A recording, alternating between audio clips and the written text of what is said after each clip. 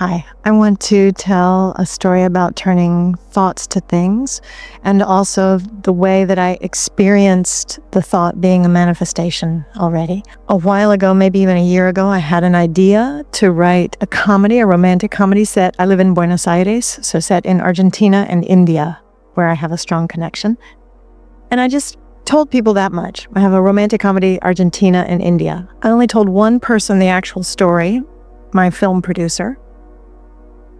And months have gone by. I keep telling people I have this idea, but I wasn't ready to write it or work or move any further, so I never tried.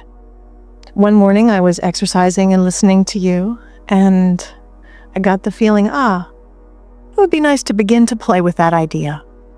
I would like a gentle nudge, I ask the universe and you, to move forward, so it would be fun to sit down. So that night, I went to the film class that I teach with the producer. We co-teach. And she said, "You're not going to believe what happened today." They had called her from the Indian Film Commission as the only representative.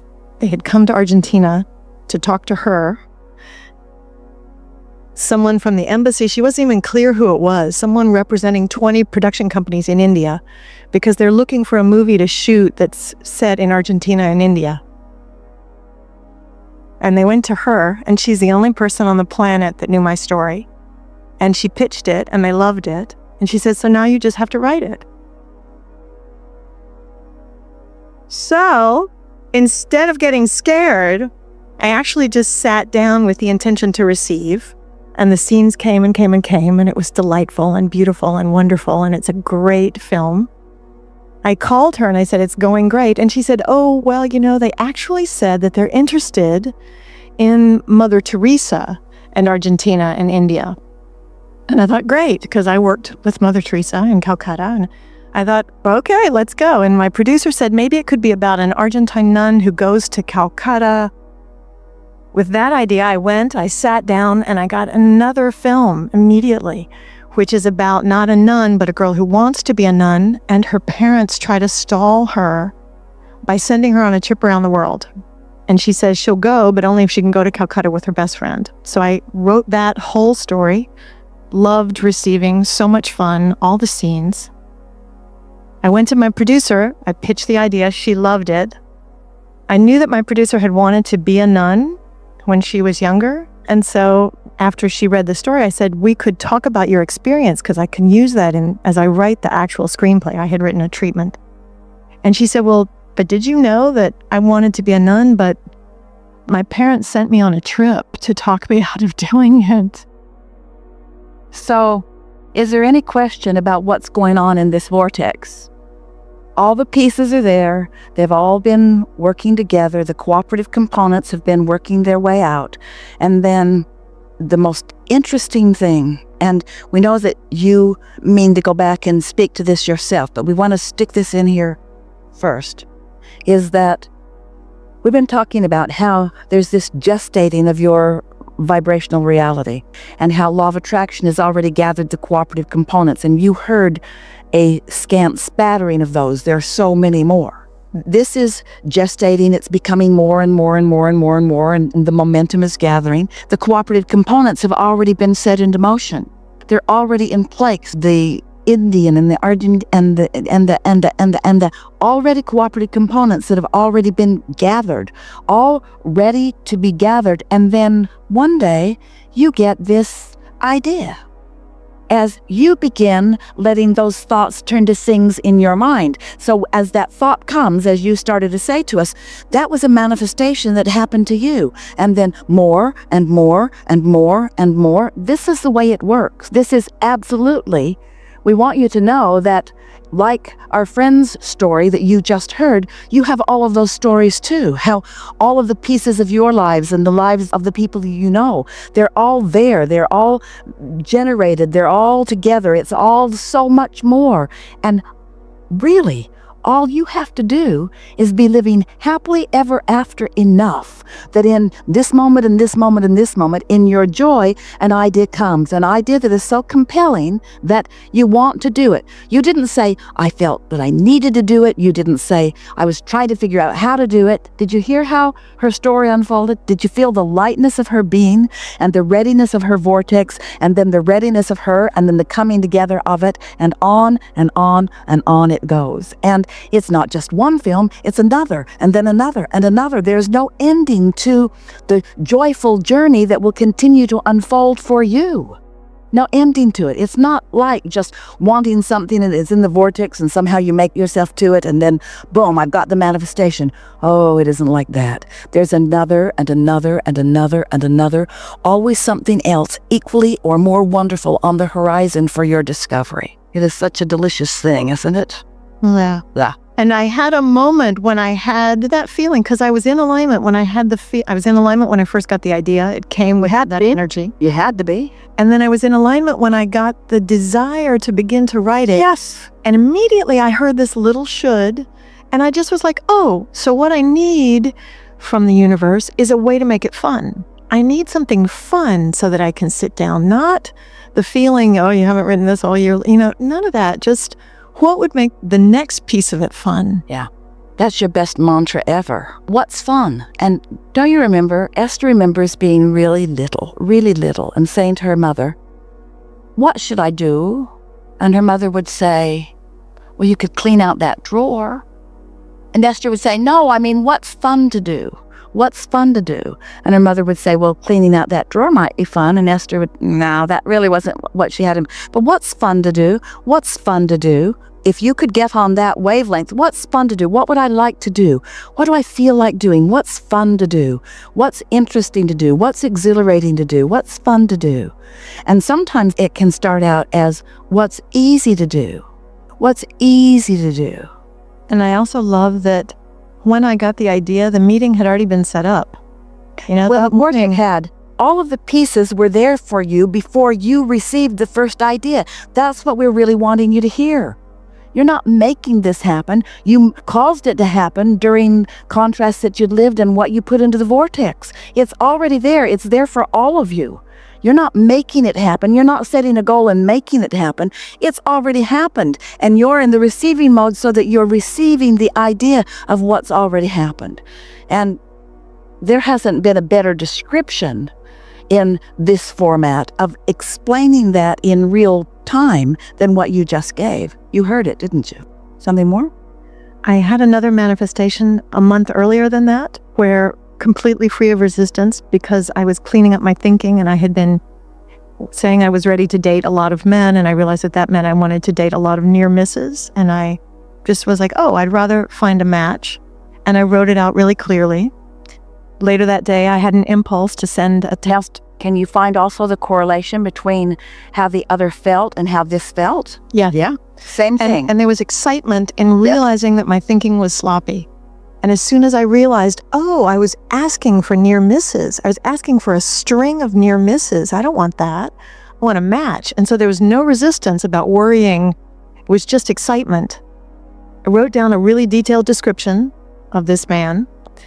Later during the day, completely disconnected, had an impulse to send a friend request to someone who'd been in Cancun that I didn't meet, but is on the an Abraham page. We connected later that day, still, not a big deal. The next morning, I really felt a marvelous alignment. I exercised and listened to you and meditated, and I'd written, and I was really feeling great. Went downstairs, and that man and I chatted for about an hour, and I felt the feeling of feeling in love with my match. 24 hours later, I just was over the moon. I was so giddy. I called my friends. I was like, oh my God, in 24 hours, I'm not yet. And my question is that immediately some old resistance showed up. And so that train, which was really rushing forward in the excitement and the fun and the pleasure and the love, and it felt so great, and dancing in the kitchen, these other pieces also showed up from my past. And I was going to ask, in that moment, my response to it was to sort of look at those pieces. And I had heard you say one time that Esther said, oh, that thought is no longer useful to me, so I don't really need to think that anymore. That was unnecessary and unhelpful, she will say. But my question's a little bit about that, the sweet spot or the point of when is it useful to actually look at the thought that comes up? Like, do I want to open up that locomotive that's going that way and see the engine and take it apart and say so it doesn't work, or just stop putting coal in the locomotive so it'll like... Resistance is resistance. And when you're looking for it, you usually find it.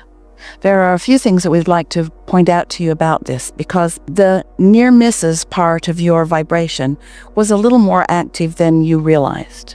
And even though you did address it, and you did manage to resolve it a little bit, so that sort of answers this last question. You did resolve it a little bit. Still, there was enough there that it sort of came up again. So this is the thing that we want you to focus upon. So as the impulse occurred to you, we want to say this to you. That's the difference between step 3 and step 4. Step 3, you can find yourself in a state of allowance, in a state of receiving, where an idea will come.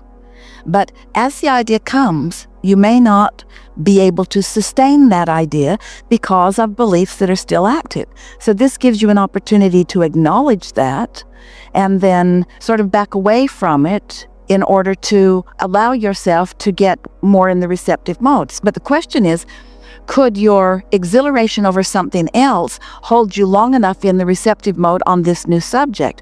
Or do the active thoughts that are resistant in nature about this subject have to be dealt with? Each experience, you have to figure out whether your focusing on it is causing them to subside a little bit, or whether your attention upon that is causing it to come more to the forefront. Good enough for that? In other words, you just sort of have to work that out on your own, as long as you know what your goal is. Your goal is to find relief. Don't get too critically engaged in the outcome, because the outcome will trip you up. If you stay involved in the way it feels rather than too activated about the outcome, then it goes better.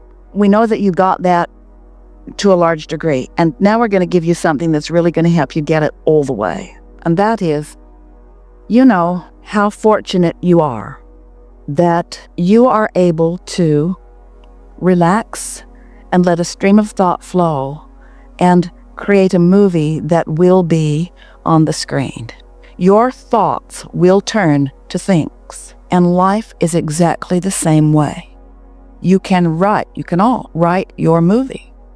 You all have a producer called Law of Attraction. And you all have endless funding called the energy that creates worlds.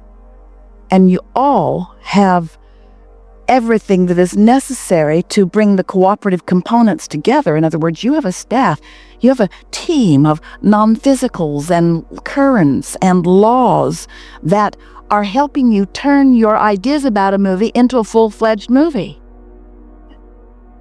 You create your own reality, whether it's on the screen or whether it's something that comes into your life experience. So knowing that, that's why there was such power in what you wrote. And so, you know how in a movie, the scene will change and then you can write it again. Esther plays a game with her grandchildren, and that's something that she learned when she was very, very young. And she tells a story. Yeah, I jumped out of an airplane. And the other person says, oh, that is so good. Or I fell out of an airplane. Oh, that's bad. Well, it's all right because I had a parachute. Oh, that's good. Well, no, it's not really good because the parachute did not open. Oh, that's bad. No, it's all right because there was a haystack down below me. Oh, that's very good. No, that's bad because there was a pitchfork in it. Oh, that's bad. No, it's all right because I missed the pitchfork. Oh, that's good. No, it's bad because I missed the haystack too. And so, since Esther told this story to the children, now they want to play that game all the time. And so one of them will start a story. Oh, that's good. No, that's bad. No, that's good. No, that's bad. And they're all sort of practicing film writing, aren't they? So Esther was watching a television series that she likes to watch, and something happened, and she said, oh, that's good. And then there was a plot twist immediately. She says, oh, that's bad. And then it changed. She says, oh, that's good. And she began to laugh because this thing went good, bad, good, bad, good, bad, good, bad, good, bad through the whole thing. And Esther's laughing because that's sort of the way the movie makers keep you engaged, is they give you a problem to which they help you find a solution, and then you feel better. But it is sort of the way that the resistance helps you to continue to create and ask for more too. And so as long as you know that no matter what's happening, you can write a, oh, that's good scene right after it, then you can keep yourself happily engaged and moving along and knowing that you do ultimately have complete creative control over what happens, not only with your movie, but with life.